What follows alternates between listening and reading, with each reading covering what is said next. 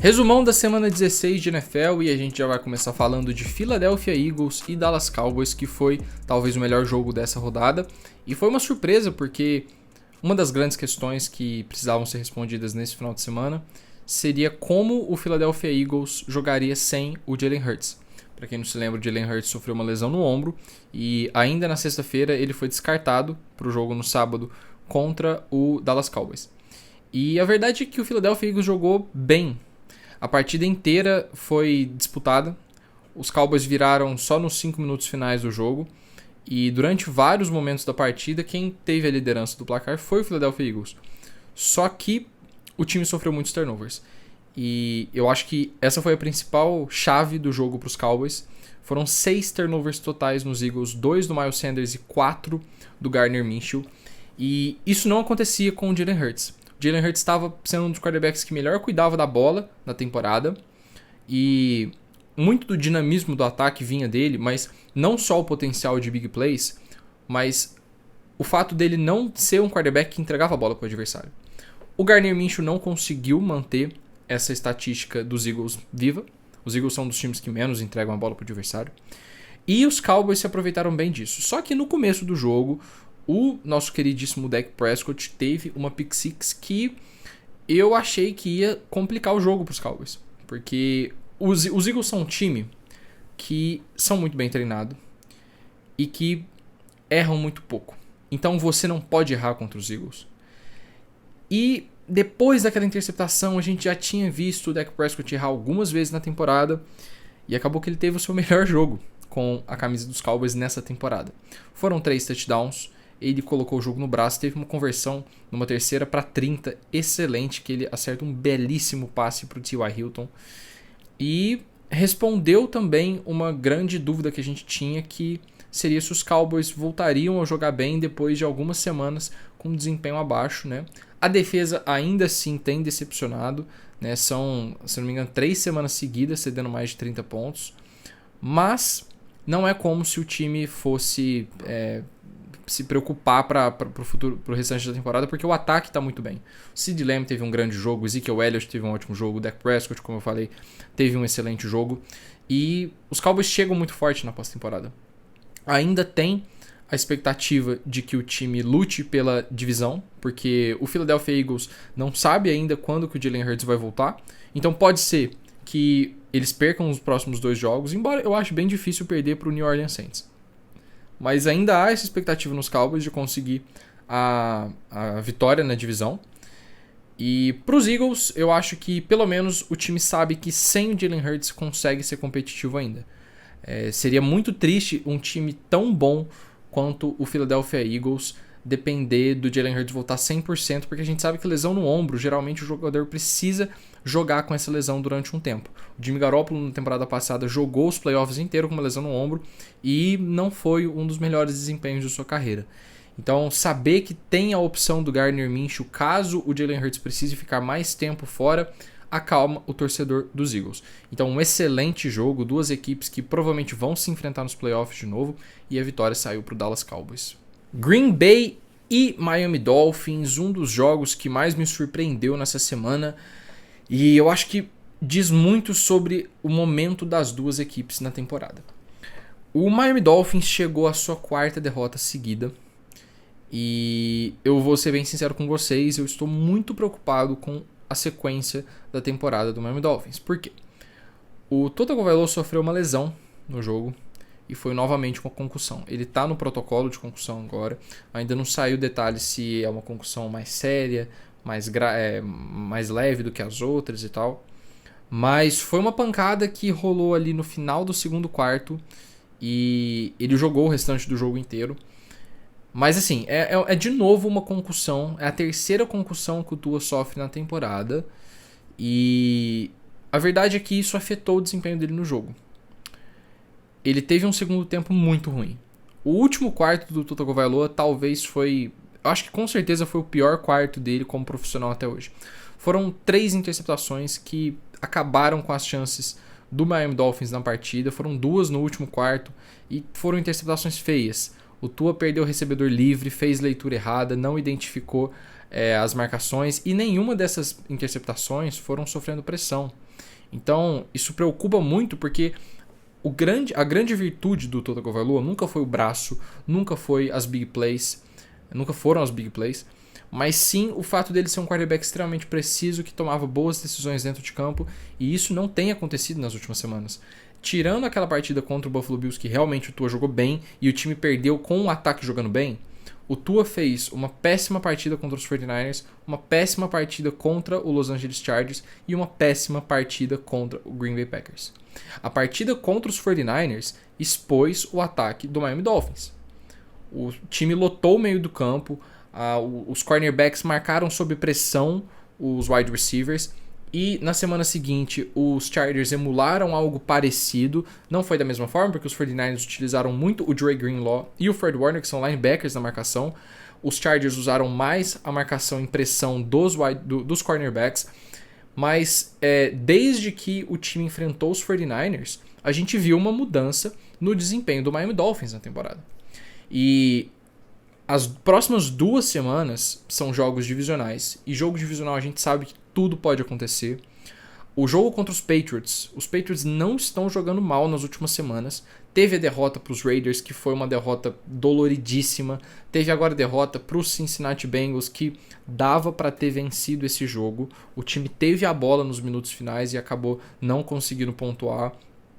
E talvez os Dolphins tenham que jogar esse jogo sem o Tua Tagovailoa. Então, é um fim de temporada melancólico. O time vai ter que arrumar alguma forma de jogar mesmo com esse número elevado de lesões, mas não tem nada perdido. Por quê? Porque o New England Patriots ainda enfrenta o Buffalo Bills na última semana e pode ser que o Buffalo Bills ainda esteja brigando pela seed 1. Caso isso aconteça, os Dolphins precisam vencer os Jets na última semana da temporada e torcer para o Buffalo Bills vencer os Patriots. Isso levando em conta o cenário que os Dolphins perderiam para os Patriots na semana que vem. Mas foi uma partida que realmente eu estava esperando uma vitória dos Dolphins e não aconteceu. Mas do lado dos Packers, a gente precisa também falar que o time está crescendo no momento necessário. Os Packers tiveram uma metade da temporada muito ruim.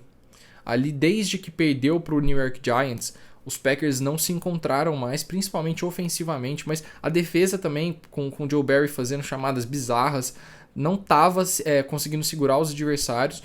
E foi uma partida uma vitória fora de casa contra um time que até algumas semanas atrás estava com 8 vitórias e 3 derrotas, é um feito imenso para o Green Bay Packers. Apesar dos recebedores ainda não estarem confiáveis, apesar do Aaron Rodgers não estar tendo a melhor temporada da carreira dele, ele teve uma regressão nesse ano, depois de 2 temporadas de MVP, isso é esperado também na idade dele, mas o time consegue 2 vitórias contra os Rams e contra os Dolphins num momento essencial. Os Packers agora dependem só de si para chegar na pós-temporada.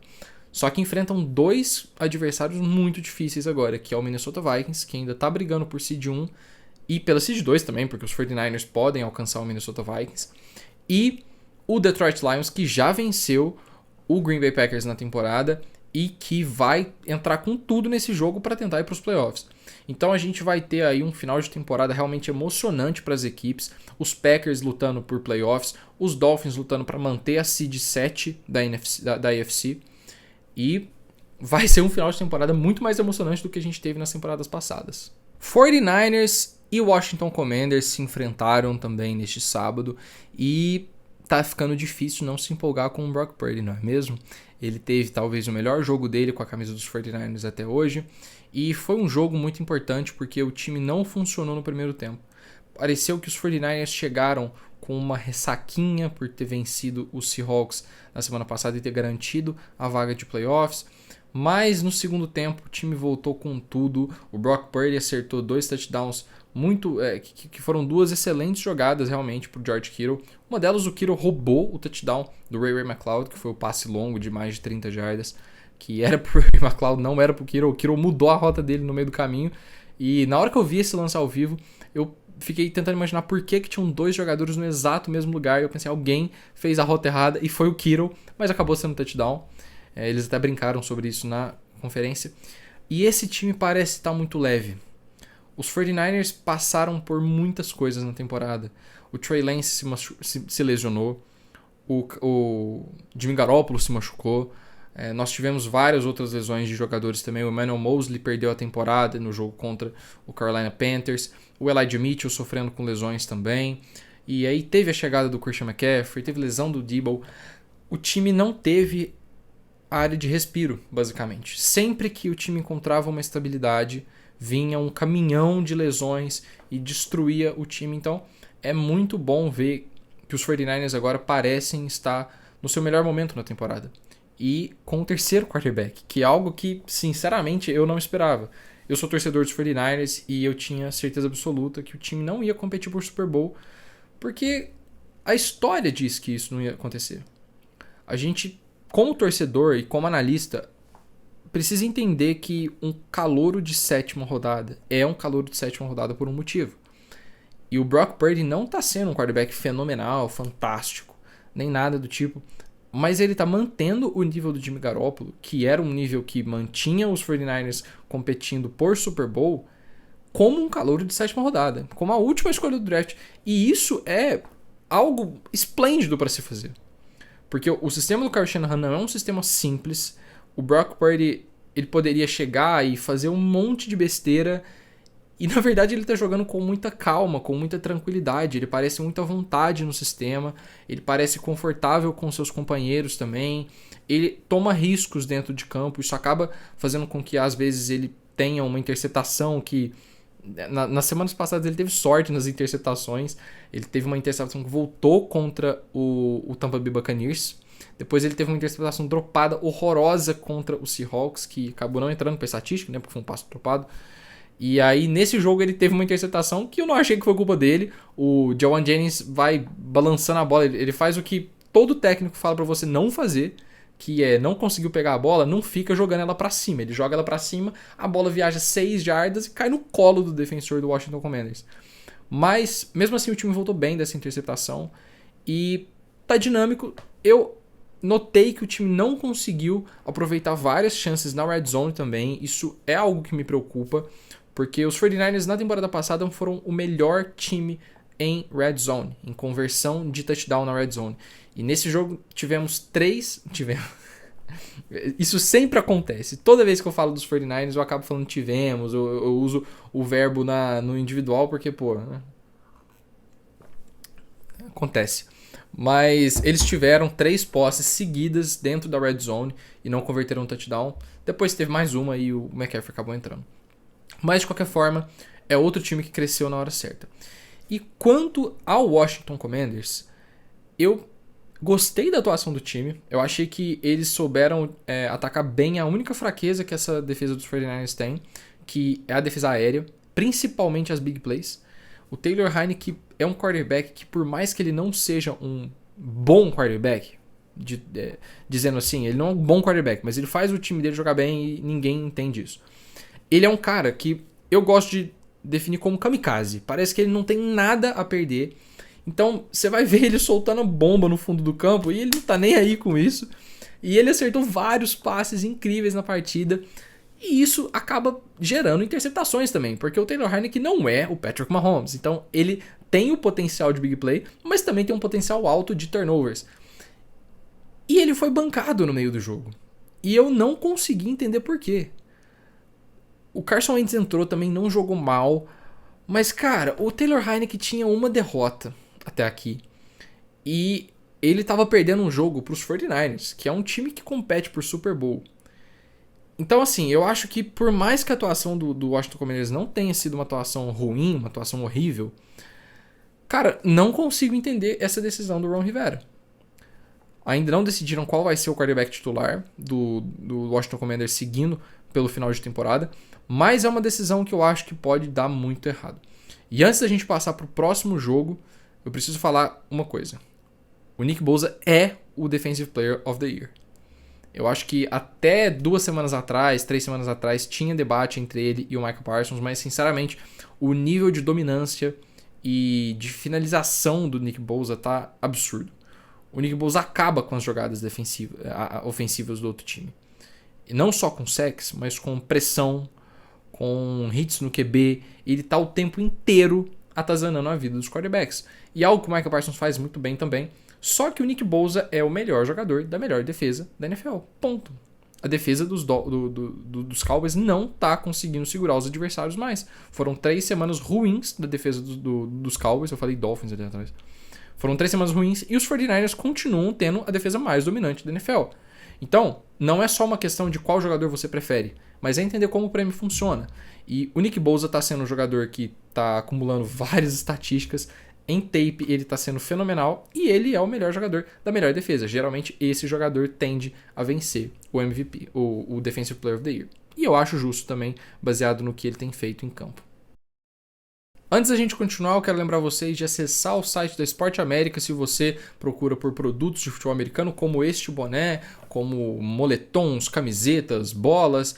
Você encontra tudo lá na Esporte América, então acessa o link que está na descrição. Pra gente fechar, vamos falar de Detroit Lions e Carolina Panthers, que, por incrível que pareça, foi um jogo muito interessante também, mas foi um jogo que me surpreendeu, porque eu realmente achava que o Detroit Lions ia passar o carro no Carolina Panthers e acabou que o Carolina Panthers amassou a defesa do Detroit Lions.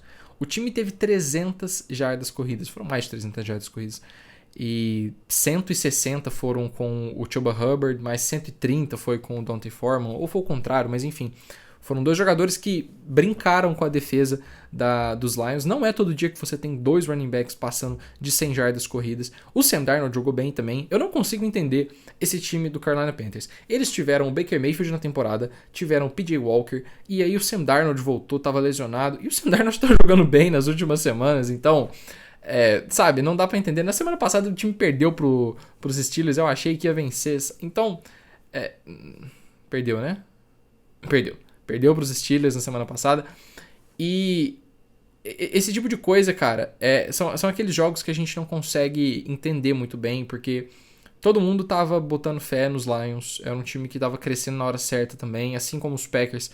A gente tava vendo uma evolução nas últimas semanas. E foi um amasso, cara. Foi um amasso.